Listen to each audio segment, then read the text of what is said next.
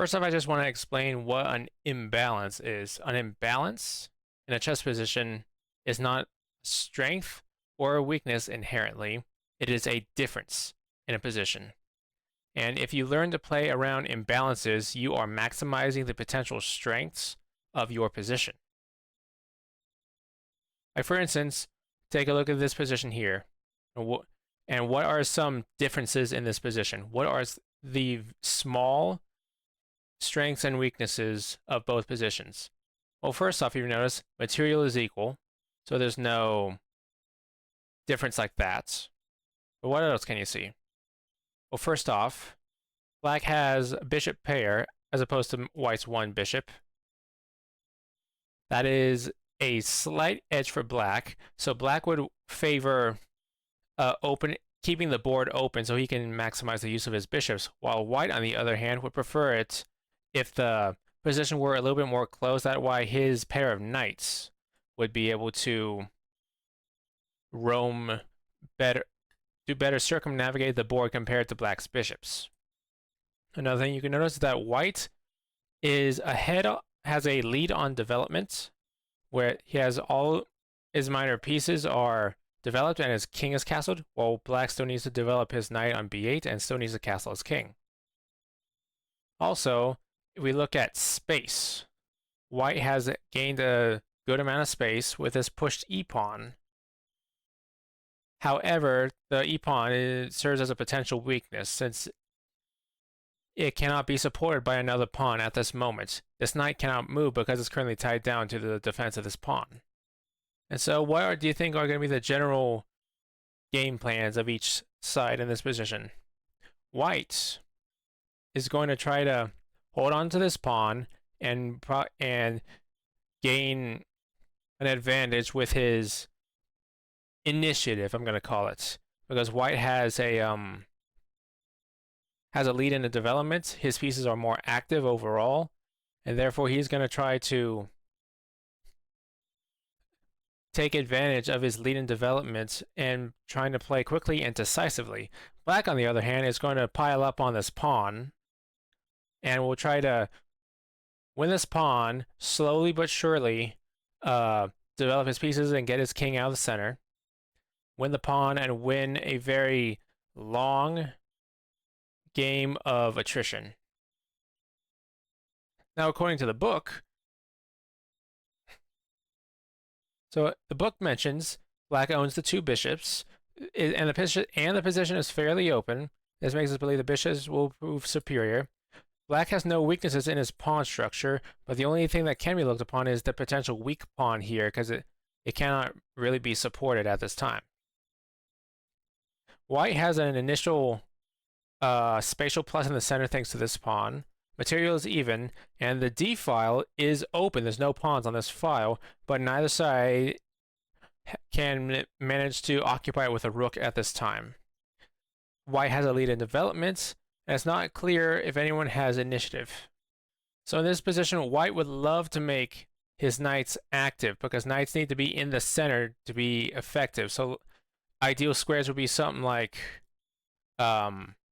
f6 and maybe d6 if black moves this pawn on c7.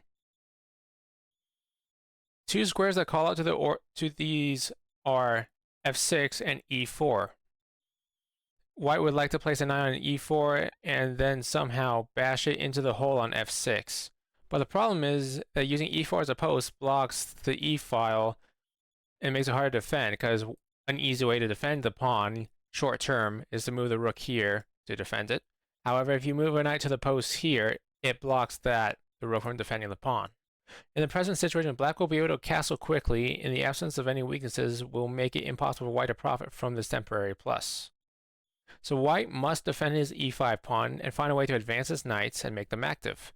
Black will play to keep the enemy knights at bay and tie white's pieces down to the defense of this e5 pawn. Since black threatens to place his pieces on ideal squares with bishop c6, which eyes the defender on f3, followed by playing knight d7, white has to lash out in an effort to prevent black from carrying out these ideas. So white will play knight.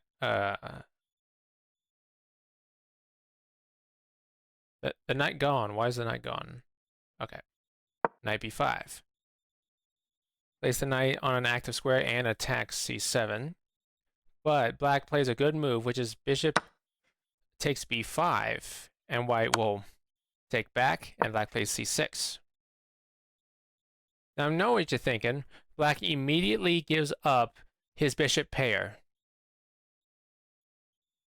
And he just moved this pawn, making a hole on d6. Why did he do this? Well, it's actually quite simple. Black's light-colored bishop cannot play a part in attacking this pawn on e5. Therefore, Black deemed it fine to trade his bishop for a knight, because that knight could potentially defend the e5 pawn a second time, eventually. And the thing is, he did push this pawn on c6. That pushes the bishop back. It does make a hole on d6. However, this knight cannot hope to get there anytime soon, and that is because the white knight is already tied down to the defense of the pawn on e5. The white knight literally has no time to get to d6. So the hole is something that black can't make the best, or white can't make the best use of. So play continues bishop c4 and knight d7. Black continues with his plan of piling up on this pawn. White plays queen d4, followed by queen c5. So many people don't like to trade queens too early. However, black realizes it's not his goal to attack white's king. Nor does it have anything to do with anything other than retention of the queens. By swapping off the queens, black will ensure the safety of his own king and get rid of a white piece that could defend on e5. So queen takes, knight takes, and rook a d1, rook d8. Then rook takes, king takes, rook d1, king e7, pawn h4, and rook d8. So another thing, another point of black taking on b5, by creating bishops of opposite colors. We got dark squared bishop, light squared bishop.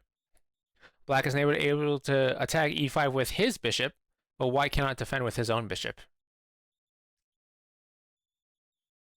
So white plays rook e1, pawn a5, pawn b3, pawn a4, pawn g4, knight back to d7, eyeing e5 again, and king g2. White is preparing to march his king up all the way to f4, it's probably something like this, to use his king as an active defender.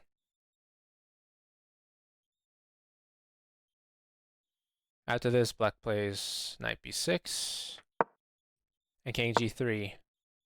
And white would love for black to accept the trade here. Even though it doubles his pawns here and white's got nothing but isolated pawns here, it would mean black's getting rid of a piece that can attack e5 for a piece that cannot defend e5. Then play continues rook a8, knight d2,